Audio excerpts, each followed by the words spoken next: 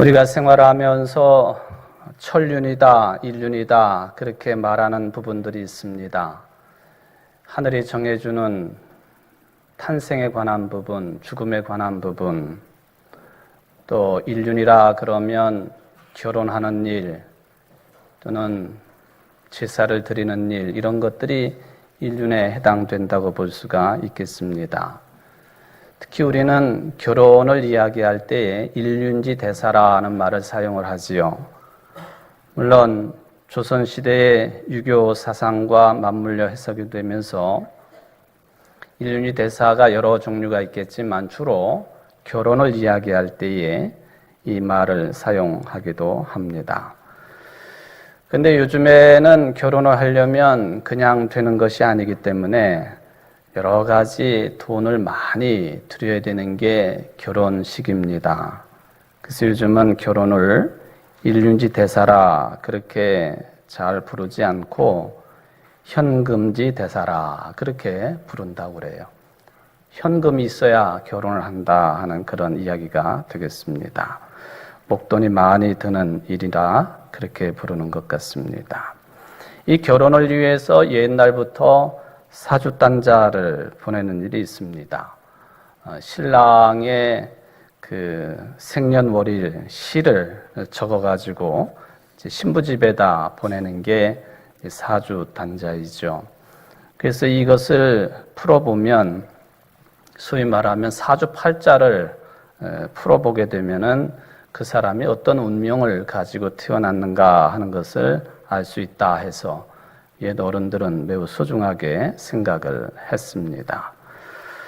근데 요즘처럼 이것저것 따지면서 결혼하는 시대가 아닌 것 같아서 이 사주단자를 보내고 받고 하는 것 사라진 풍습이기도 합니다.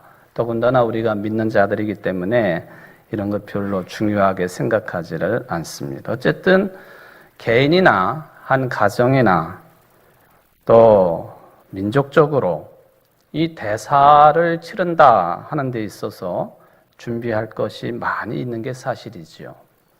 그런데 많은 준비할 것이 있다고 하지만 정말 가장 기본이 되는 준비가 뭐가 있을까? 저는 오늘 여호수아서 말씀을 통해서 좀 그 점을 짚어보려고 합니다. 요즘에 이 사주풀이와 관련되어서 우리 주변에 요상한 기운이 펼쳐지고 있는 것 느끼고 있습니다. 정치권이 그렇습니다. 소위 말하면 인터넷의 아이디, 드루킹이라고 하는 아이디를 사용하는 사람에 관한 이야기가 정치권을 강탈을 하고 마치 벌집을 쑤셔 놓은 것 같은 그런 현상이 되었습니다. 이 드루킹이라고 하는 아이디를 사용하는 사람의 정체가 뭐냐 도대체? 이게 참 분분합니다. 마치 사이비 종교 집단, 교주와 같은 그런 느낌을 주기도 하는데 지방선거를 앞두고 참 시끄러운 양상입니다. 이 사람이 인터넷에 댓글에 이 순위를 조작한 혐의로 구속이 됐습니다. 근데 이 사람은 이미 10여 년 전부터 인터넷 활동을 활발하게 했던 사람으로 그렇게 확인이 됩니다. 그 인터넷 카페에서 이 사람이 했던 일이 뭔가 하는 것을 살펴보니까 이게 사람들의 사주를 풀이해 주던 그런 일을 했던 사람이에요. 물론 그 일만 한 것은 아닙니다만은 무슨 그 달러를 싸게 구입할 수 있는 방법, 또 외환 동향 차트를 올린다거나 유가 동향 차트를 분석해서 올린다거나 그러면서 회원들의 사주 풀이를 해주면서 교류를 한 그런 흔적이 이미 10여 년 전부터 이제 밝혀지기 시작을 했습니다. 거기에다가 중국 도교의 점술인 자미두수라고 불리우는 이건 일종의 이제 술수를 쓰게끔 만드는 그런 가르침은 아니겠고요. 술수의 내용입니다. 술수. 이런 것을 사용하면서 회원들 간의 정기 모임을 본격적으로 시작한 그런 흔적을 찾을 수가 있겠습니다. 뭐 이런저런 인터넷을 통해서 활동을 하다가 자신이 원하는 대로 이런 일들이 잘 진행되지 않고 실패를 거듭하고 하다가 보니까 그 같은 방향이 정치 쪽이었습니다. 관심사를 정치 분야로 선회를 시켰다 하는 것이죠. 회원들이 늘어나니까 조직을 폐쇄적으로 운영을 하고 철저한 등급제로 운영을 하고 또 회원 사람마다 등급을 매기기 시작을 하고 아주 위험한 것은 종교적인 색채가 드러나기 시작을 했다 하는 그런 이야기입니다. 언제부턴가 회원들 기도문을 공유하기 시작을 했고 그 유명한 그 인도로부터 시작된 일종의 주문 같은 것이죠. 옴마니 밤메홈, 옴마니 밤메홈 이런 주문을 외우도록 하는 이게 지금 제가 일단 파악하고 있는 저야 뭐 목사니까 이런 종교적인 성향이 있었느냐 없느냐 하는 것에 관심을 기울이고 찾아보겠습니다만은 이런 사람이라고 하는 것이 서서히 밝히기 시작을 했는데 정치하는 분들이 이런 술수를 사용을 하고 사주풀이나 하고 하는 이런 사람들과 여가 됐든 야가 됐든 간에 거기에 표 때문에 연을 닿았거나 또는 넘어갔거나 속았거나 이게 우리들의 현실인가 하는 그 부분이 저는 굉장히 마음이 아프고 그렇습니다. 어떤 분이 말을 하기를 차라리 이전에 대통령 출마를 했던 이 황당한 공약을 내세우면서 후보로 출마를 했던 허모모 씨가 훨씬 더 현실적이라고 그렇게 말할 정도로 아주 허무맹랑한 그런 사람이 지금 정치권을 강탈을 하고 있습니다. 정치하는 사람들 주변에 얼마나 많은 이 드루킹 같은 사람들이 뜯어먹으려고 몰려있는가. 이거 참 한심한 그런 현상이라고 생각이 되어집니다. 저는 뭐 이런 이야기가 본류가 아닙니다만은 여러분 지금 우리 민족이 그런 문제 가지고 다툴 때입니까? 제가 일륜지 대사를 언급을 했습니다마는 지금 우리 민족은요, 말하자면은 민족지 대사라, 민족 앞에 큰 문제를 앞두고 있는 그런 형국입니다. 지난 평창 겨울 올림픽 때부터 분위기가 형성이 되더니만 어떻습니까? 이번 주간에 그 힘들다고 하는 남북의 정상이 만남이 예정되어 있습니다. 5월 말이나 6월 초에 북미 간 정상회담이 예정되어 있습니다. 더군다나 지난 금요일에 북한 쪽에서는 노동당 전원회의를 통해서 핵실험장을 폐기한다고 하는 결정을 만장일치로 채택을 합니다. 핵실험을 멈추겠다. ICBM 시험 발사를 중지하겠다.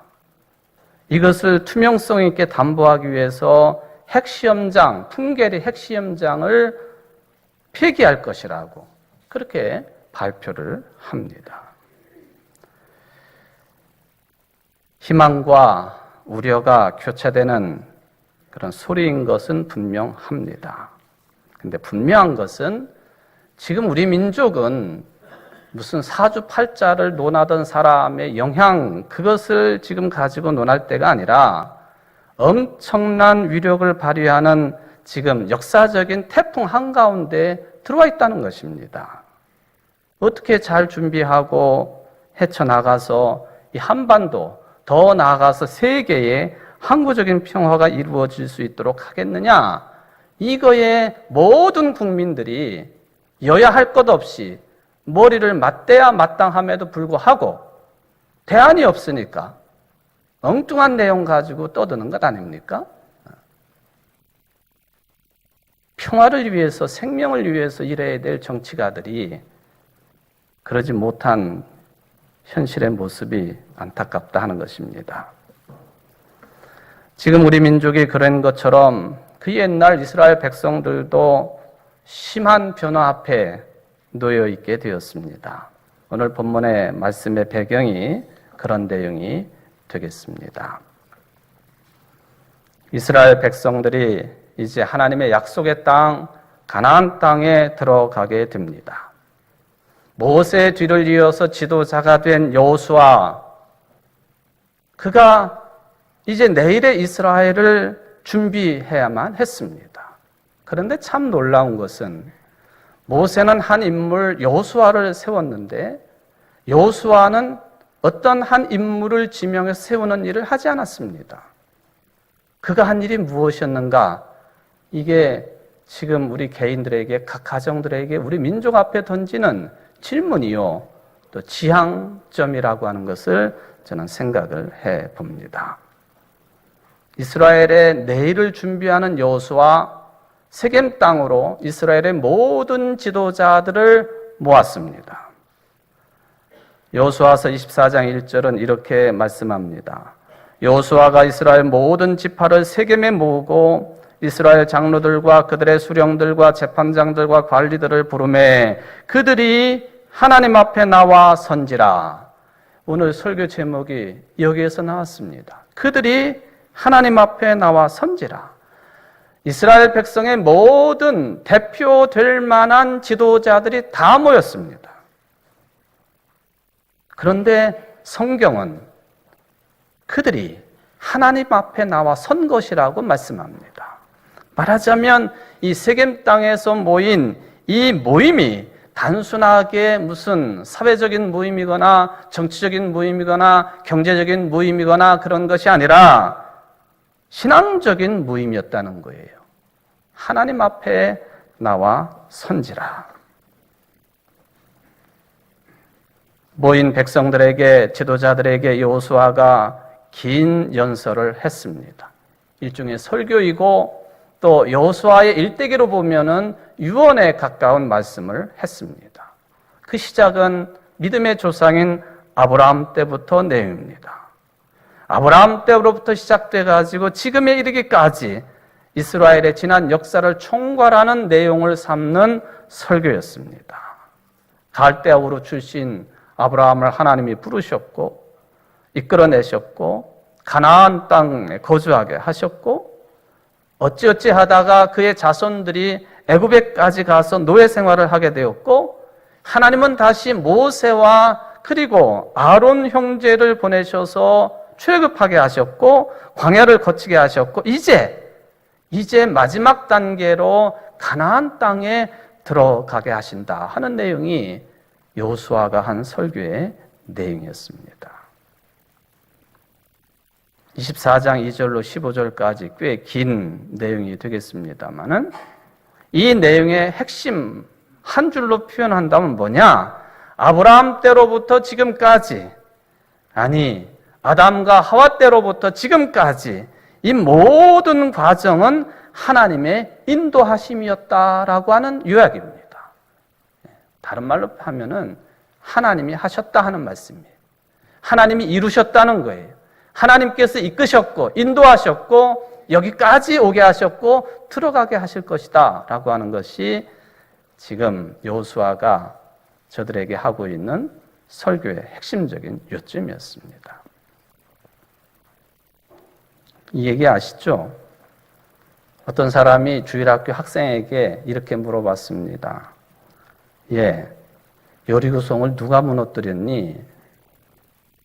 그랬더니 이 학생이 막 울더래요. 울면서 하는 말이 내가 무너뜨리지 않았다고 그러면서 막 울더래요.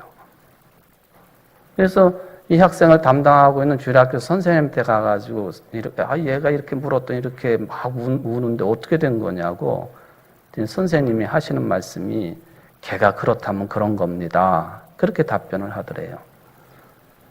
그래서 그 교회가 이 문제를 가지고 이렇게 저렇게 논의를 하다가 결국에는 당회까지 그 의제가 올라갔다고 합니다. 당회원들이 어떤 결론을 내렸느냐 하면은 이게 돈이 얼마가 들든지 여리고성을 원상복구 시켜줄 테니까 걱정하지 말고 울지 말라고 그랬다 하는 우스갯소리입니다마는 여리고성을 누가 무너뜨리고 누가 어떻게 했습니까? 여호수아가 신앙 고백하며 이스라엘 백성들에게 설교 내용을 많은 긴 내용을 했습니다만 핵심은 하나님께서 하셨다는 거예요. 하나님께서 하셨습니다. 인도하셨습니다. 설교를 다 끝내고 백성들에게 여호수아가 묻습니다. 여호와 하나님만을 섬길 것이냐 아니면은 이방 신을 가나안 신을 섬길 것인지 선택하라 하고 결단을 요청을 했습니다. 당연히 백성들은 여호와 하나님만을 섬기겠다고 약속을 합니다. 칭찬할 만한 결단이죠. 그런데 여호수아는 이 백성들의 결단에 대해서 엉뚱한 이야기를 했습니다. 당신들 참 잘했습니다.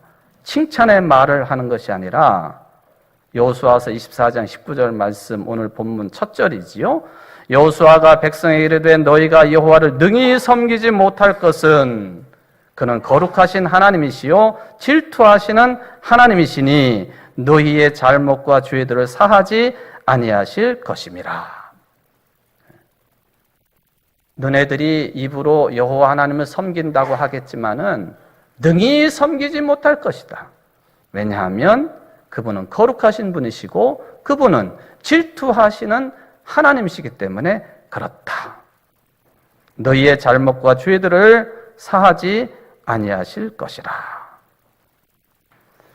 여호수아가 볼 때는 백성들이 입술로는 우리가 여호와 하나님만을 섬기겠습니다라고 말은 했지만 이 백성들이 무슨 말을 하는지도 모르고 그 말을 했다고 파악을 한 것입니다. 그래서 저들의 결단을 부정하는 말을 했습니다. 성도 여러분, 하나님만을 섬긴다고 하는 것 어느 때 가능하겠습니까? 1차적으로 보면은 다른 신들을 생각하거나 섬기지 말아야만이 하나님만을 섬기는 일이 가능한 일이지요. 여기 성경에서 말하고 있는 다른 신들은 어떤 신들을 말하는 것입니까?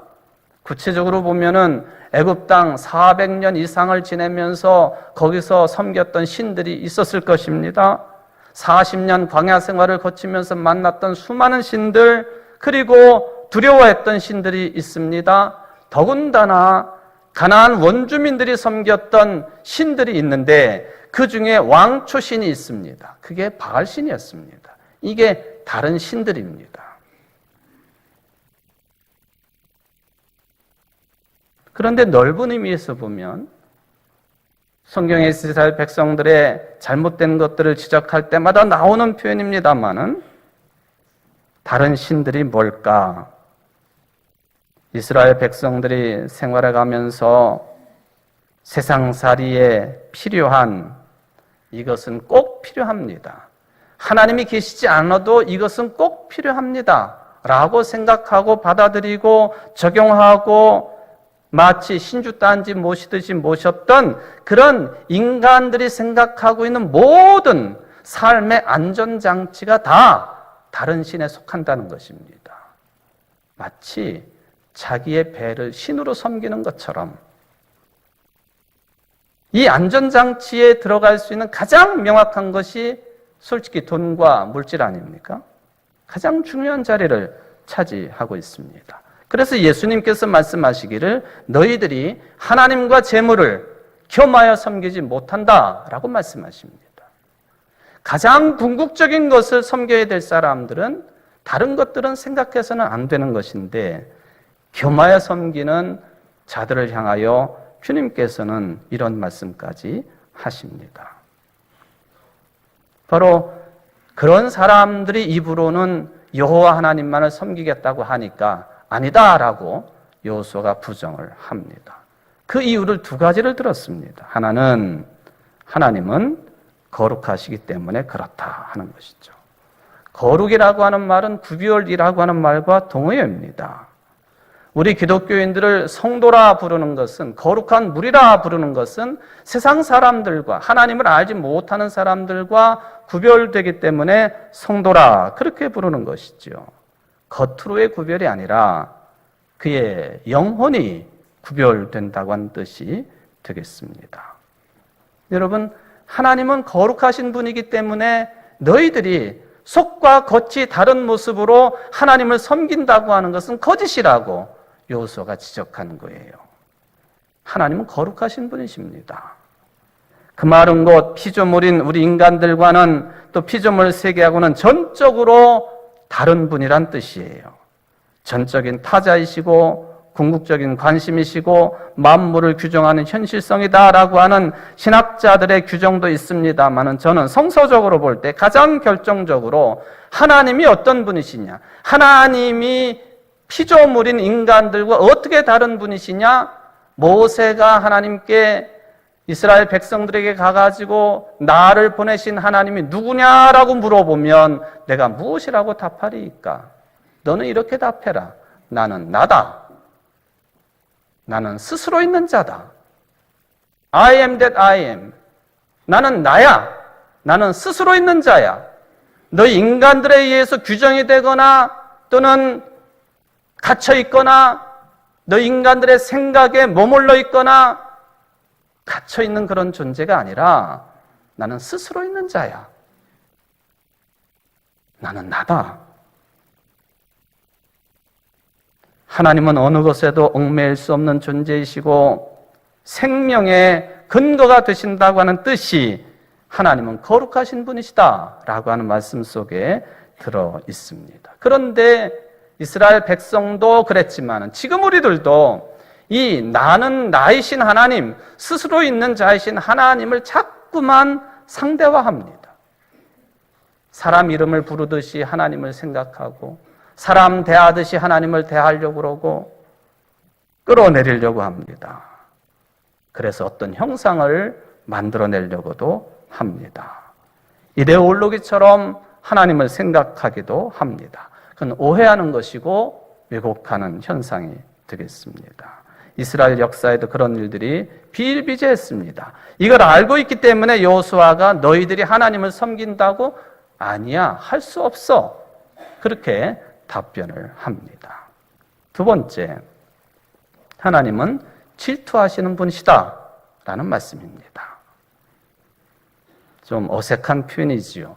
남녀 간에나 있을 수 있는 질투의 감정이 어떻게 하나님께 있겠느냐 하는 생각이 들기도 합니다만은 출애굽기 20장에 보면은 십계명에 관한 말씀이 나오는데 거기에도 하나님은 질투하시는 하나님이라고 하는 표현이 나옵니다. 그러니까 이스라엘 사람들에게 하나님은 어떤 존재이신가, 질투하시는 분이시다라고 하는 이 표현은 잘 알려진 내용입니다.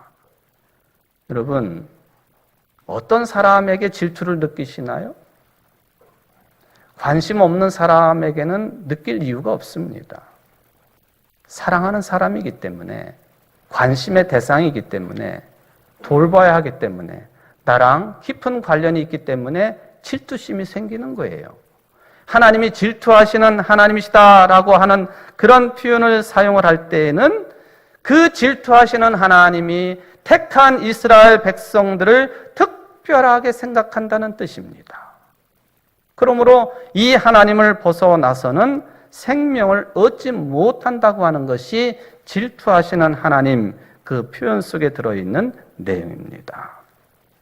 하나님께서 여러 가지 모양의 벌을 우리들에게 주시는 것 같지 않습니까?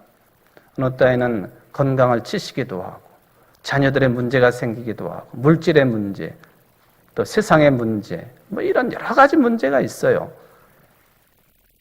그런데 하나님이 내리시는 가장 강력한 징계가 뭘까? 유기시키는 겁니다. 그냥 내버려 두는 거예요. 뭘 하든 그냥 내버려 두는 겁니다. 상관하지 않아요. 인도하지 않습니다. 보호하지 않습니다. 쳐다보지도 않습니다. 관여하지 않습니다. 망하든지 말든지 내버려 두는 것. 이런 상태가 하나님이 내리시는 가장 강력한 징계입니다. 유기 상태. 그러므로 질투하시는 하나님은 우리를 사랑하시기 때문에, 우리의 일에 관여하시기 때문에 그 하나님에 대한 신앙 고백을 그렇게 할 수 있는 것입니다. 하나님의 질투라고 하는 말, 하나님의 사랑을 경험한 사람만이 느낄 수 있는 영적인 사건입니다. 하나님과 함께하는 평화와 안식과 기쁨의 삶을 아는 사람만이 하나님의 질투를 두려워할 수 있게 되어 있습니다. 마치 빛을 본 사람만이 어둠을 느낄 수 있는 것과 똑같습니다. 이런 경고를 하고 나니까 백성들이 다시 여호수아에게 다짐을 합니다. 우리가 여호와만을 섬기겠습니다. 이 고백을 듣고 여호수아가 백성들과 마치 교동문을 문답을 하는 것처럼 반복을 하고, 그리고 그날 세겜에서의 그 모임의 결론을 이렇게 기록을 합니다. 그날에 여호수아가 세겜에서 백성과 더불어 언약을 맺고 그들을 위하여 율례와 법도를 제정하였더라. 더불어서 하나님과 약속을 맺었다고 하는 것입니다. 그 결과가 율례와 법도, 한마디로 율법이었습니다. 여기 아주 중요한 내용이 있습니다. 저들이 세겜 땅에 모여서 하나님 앞에 섰다. 하나님 앞에 섰다. 그랬는데 마지막 내용은 율례와 법도를 제정을 했다. 율법을 기록을 했다. 그렇게 정리를 합니다. 모세가 하나님을 뵙기를 원했지만은 하나님을 제대로 볼 수 없고 하나님의 등만을 보았다라고 하는 성경 말씀을 우리가 찾게 됩니다만은, 하나님 앞에 선 저들이 하나님의 겉모습은 볼 수 없지만 하나님을 볼 수 있는 길이 열려졌으니 그게 율례와 법도라는 거예요. 그게 율법이라는 거예요.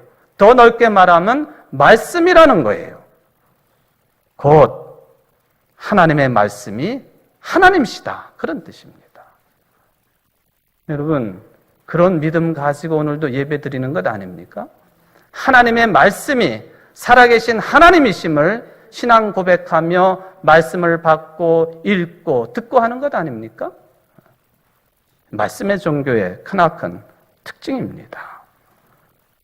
그래서 요한복음 기록자는 하나님이신 예수 그리스도의 성육신에 관한 말씀을 할 때에 말씀이 육신이 되어 우리 가운데 오셨다라고 신앙 고백을 합니다. 하나님이 말씀이라는 거예요. 말씀이 사람의 모습을 입고 우리 가운데 오신 분이 예수 그리스도이시다, 그 말씀입니다. 여러분, 생명과 사랑으로 처음과 끝을 이루고 있는 하나님의 말씀이 곧 하나님이심을 믿으시기를 바랍니다. 이것을 믿고 의지하는 여러분들이 되시기를 바랍니다. 하나님의 말씀 가운데 살인하지 말라, 절대적으로 유지되어야만 되는 말씀입니다. 전쟁의 상흔을 안고 있는 우리 민족, 살인하지 말라, 그 말 자체가 하나님이에요. 그 말씀 자체가 하나님의 존재입니다. 저는 지난 주간 연합회 수련회 일환으로 제주도를 방문했다가 한라산 중턱쯤에 있는 사산기념 평화공원을 방문을 했습니다.